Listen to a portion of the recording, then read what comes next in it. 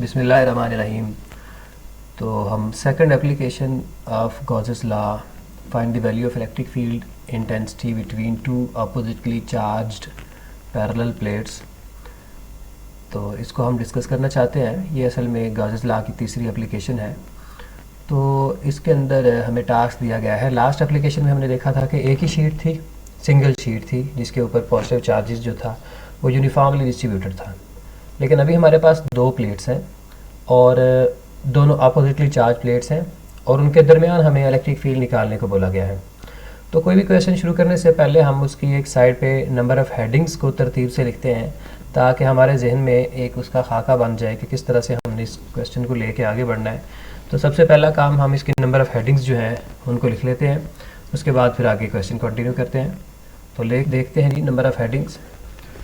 तो देखिए हमने डिफरेंट हेडिंग्स इसकी इस तरह से सेट की हैं ताकि हमें कैलकुलेशन में या क्वेश्चन को कैरी करने में आसानी हो कि किस तरह से क्वेश्चन को लेके आगे बढ़ना है। सबसे पहले हम एक फ़िगर बनाएंगे डेफिनेटली और उसको एक्सप्लेन करेंगे। तो पहली heading explanation of the figure है, सेकंड हेडिंग है गॉसियन सरफेस की, और थर्ड हेडिंग है चार्ज इनक्लोज्ड की, उस सरफेस में जो चार्ज इनक्लोज्ड होगा।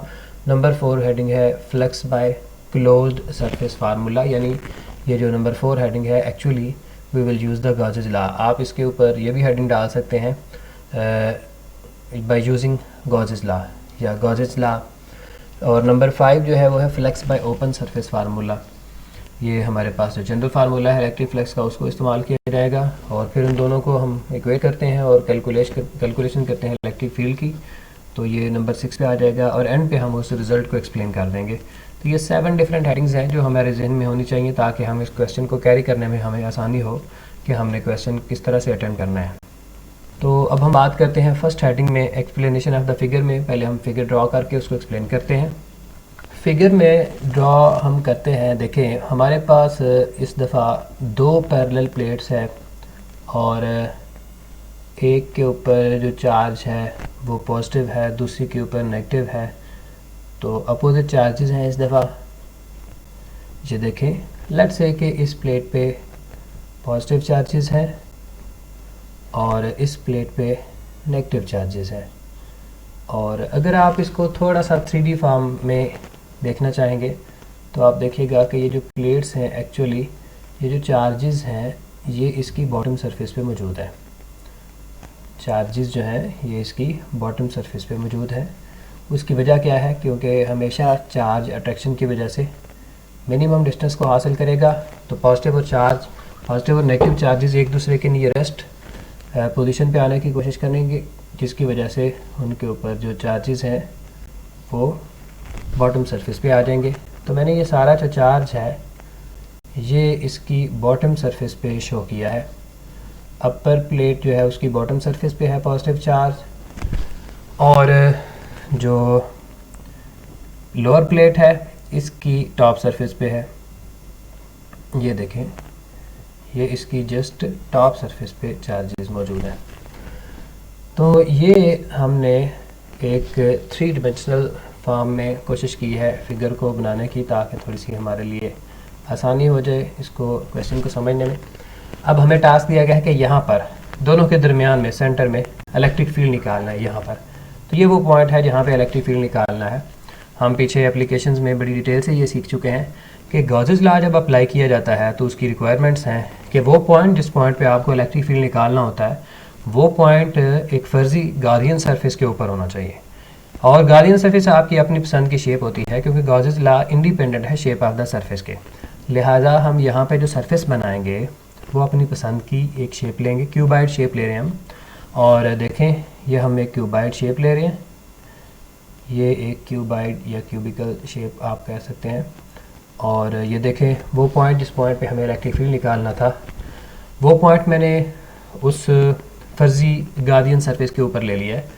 अब देखें ये क्यूबाइड शेप जो है ये इस तरह से है कि ये जो चार्जेस थे ये इसके अंदर इनक्लोज्ड हो गए हैं।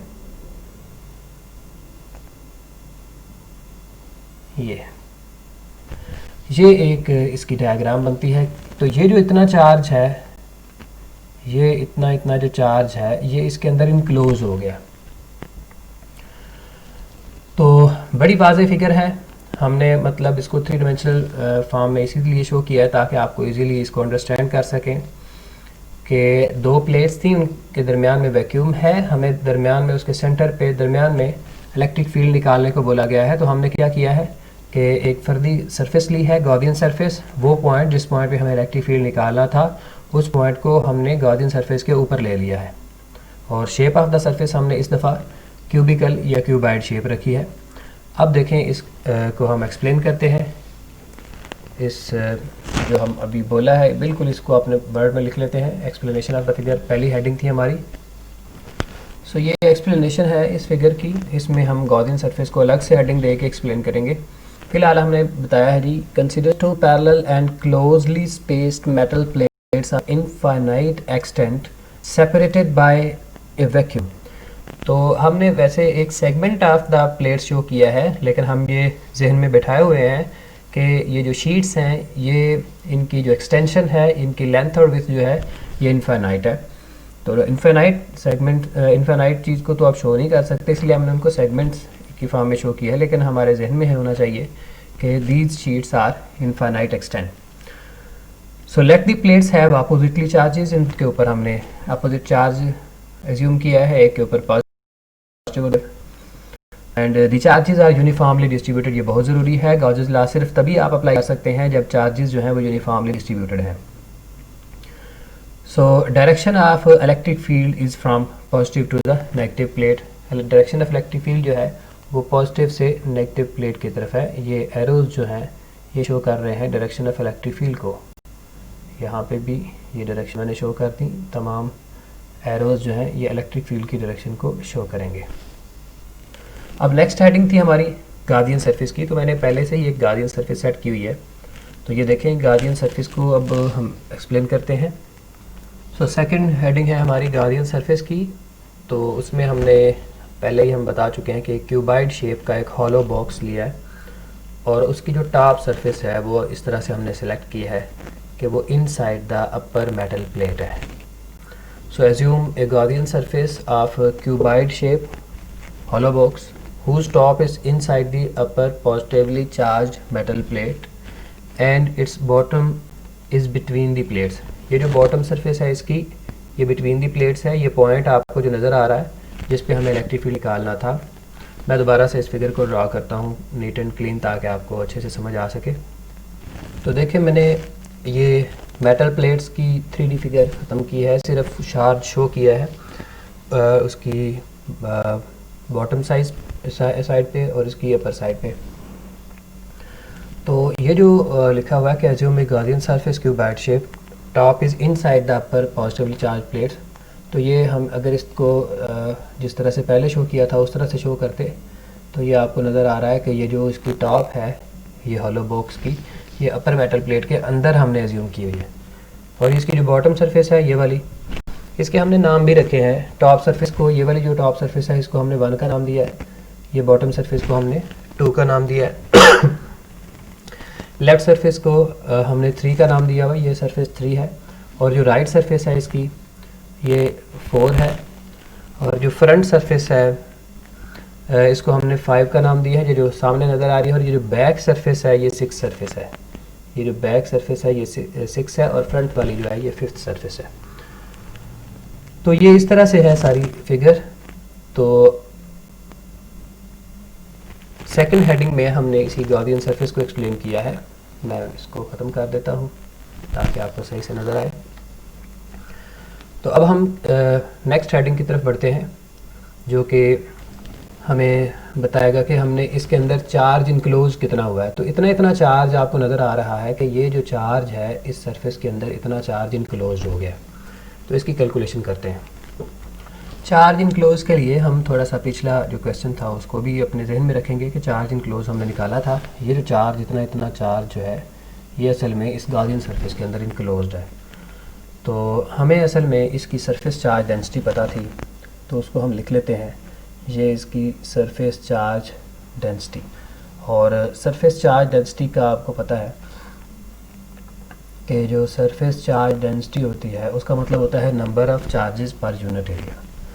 तो हमें number of charges per unit area पता है, तो हमने कितने एरिया के लिए निकालने हैं, ये एरिया जो है ये लेट्स से कि ये इतना एरिया ए एरिया के बराबर है, तो इस ए एरिया के अंदर कितना चार्ज इनक्लोज है। तो सिंपली हम इस इक्वेशन को जानते ही हैं, क्योंकि सिग्मा बराबर था हमारे पास Q ओवर ए के, तो Q अगर यहाँ से निकाला जाए तो Q will become sigma into A, so that will be the enclosed charge. ये ए सरफेस के अंदर इनक्लोज चार्ज आ जाएगा।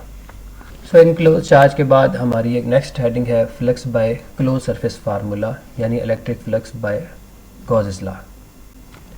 तो ये हेडिंग हमने पुटअप की है flux by close surface formula. तो इलेक्ट्रिक फ्लक्स के दो फार्मूले हम पढ़ चुके हैं, एक क्लोज सरफेस के लिए एप्लीकेबल होता है और एक ओपन सरफेस के लिए।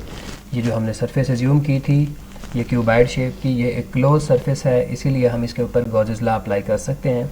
गॉसेस लॉ को हम लिखते हैं, सो बाय गॉसेस लॉ किसके बराबर था जी, कि electric flux through any of the close shape surface is actually equal to Q over epsilon naught, और Q यहाँ पे इनक्लोज चार्ज है। तो इनक्लोज चार्ज की वैल्यू हम ये देखें निकाल चुके हैं, वो सिग्मा ए के बराबर थी, लिहाजा हमारे पास फाई बराबर आ जाएगा sigma A over epsilon not की।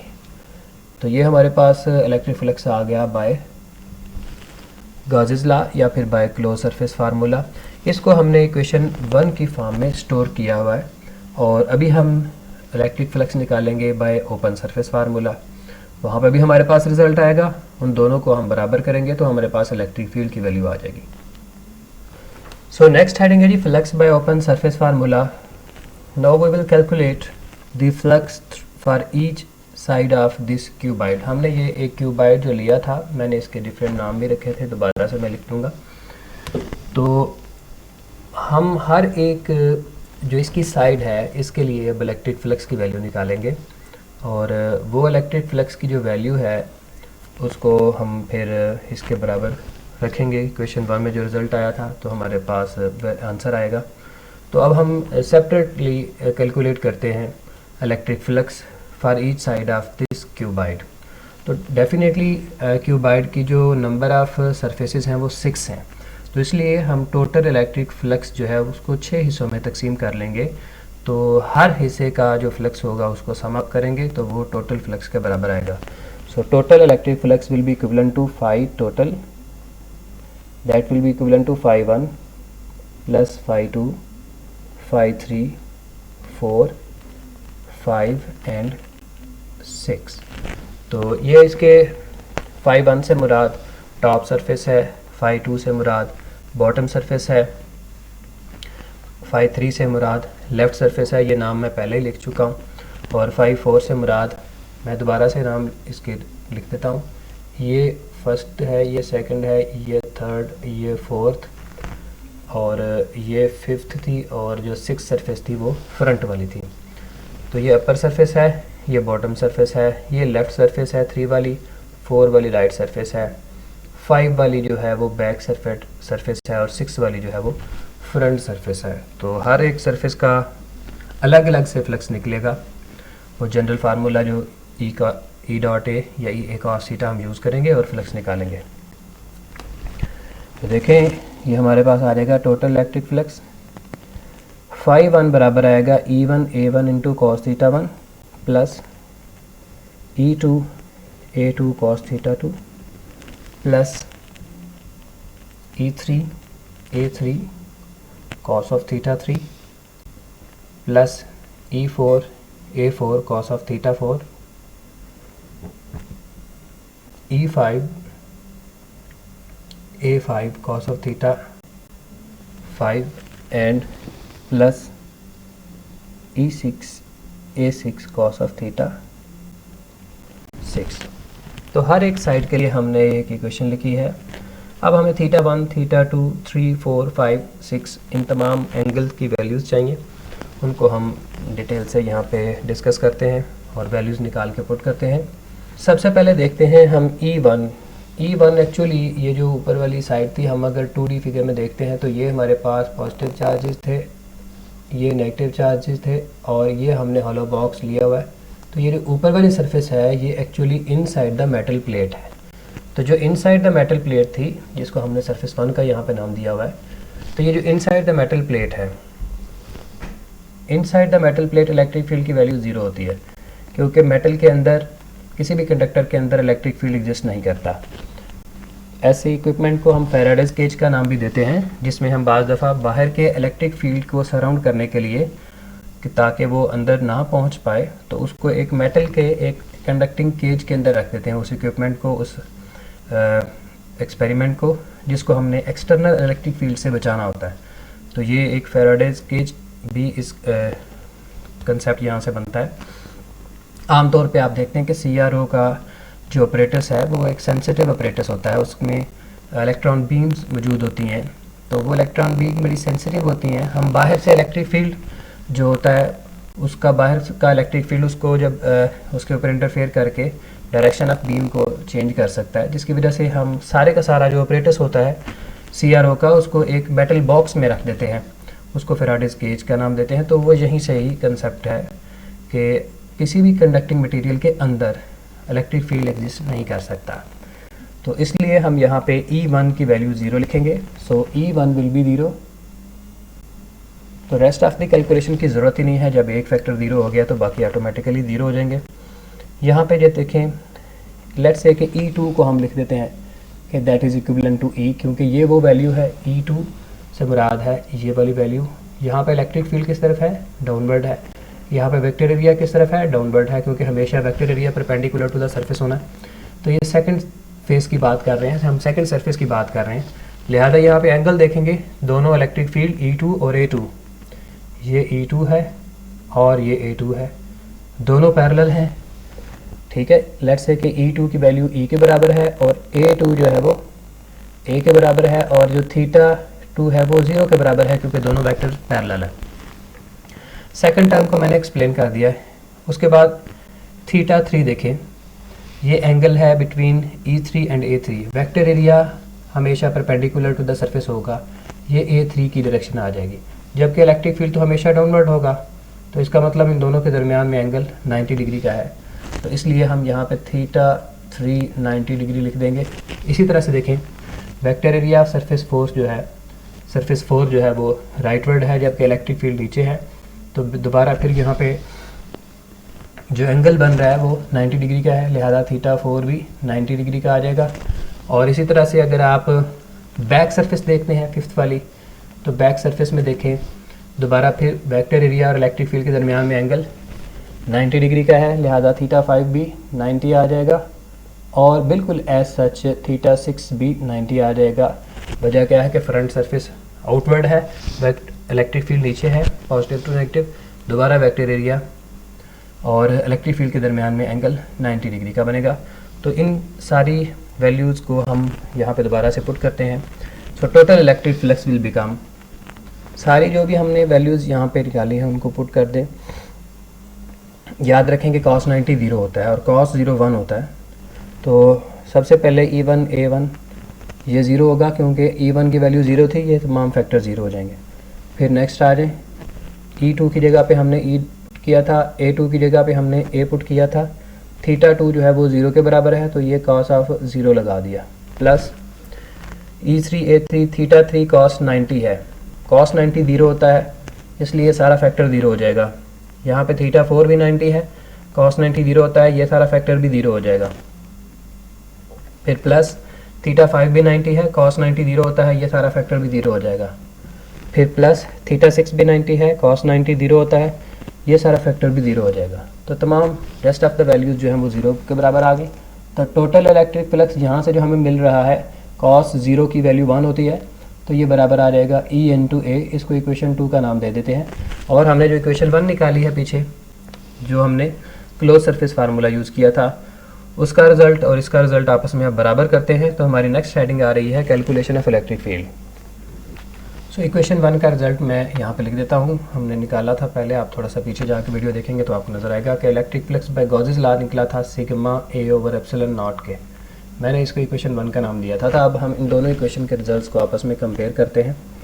सो इक्वेट कर लें, तो ये EA will be equivalent to sigma A over epsilon not.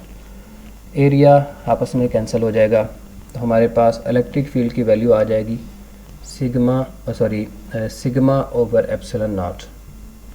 अगर आप इसकी वेक्टर फॉर्म लिखना चाहते हैं तो वेक्टर फॉर्म आ जाएगी सिग्मा ओवर एप्सिलॉन नॉट और साथ ये यूनिट वेक्टर लगा दें, आर यूनिट वेक्टर। तो ये जो आर यूनिट वेक्टर है ये किस तरफ होगा, ये नज़र आ रहा है कि पॉजिटिव से नेगेटिव प्लेट की तरफ है इसकी direction. So direction of electric field and direction of unit vector is same. So r is directed from positive to negative plate along the direction of electric field.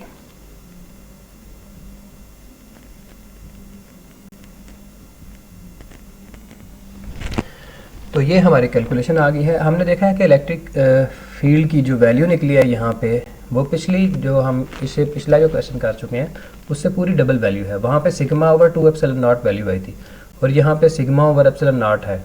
वजह क्या हुई है कि फोर्स डबल हुई है। पहले अगर अकेली एक मेटल की पॉजिटिव चार्जेस की शीट होगी तो वो खाली रिपल्शन कर रही थी, इसके ऊपर एक ही फोर्स लग रही थी।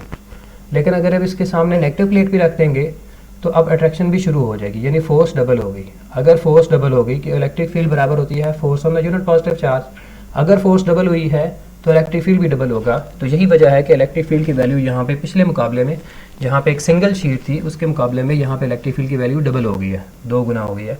वहाँ पे हमारा आंसर था जब एक शीट थी तब आंसर था E equal to sigma over 2 epsilon naught, जबकि अब रिजल्ट जो है वो हमारे पास सिग्मा ओवर एप्सिलॉन नॉट के बराबर है जो कि 2 टाइम ज़्यादा है। जब आप इसको 2 से मल्टीप्लाई करें 2 से कैंसिल होगा तो ये रिजल्ट बनेगा। तो इसलिए हमारे वैल्यू जो है वो पहले से डबल हो गई है। तो अब हम इस रिज़ल्ट को इंटरप्रेट कर सकते हैं, ना भी करें तो ये अंडरस्टूड है, फार्मूले से ही इसकी कैलकुलेशन से ही अंदाज़ा हो रहा है। तो यहाँ पे ये third application of Gauss's law या फिर जो हमने क्वेश्चन लिखा था find the value of electric field intensity between 2 oppositely charge metal plates, ये ख़त्म हुआ है। ये एक इम्पोर्टेंट क्वेश्चन था, इसको याद रखिएगा।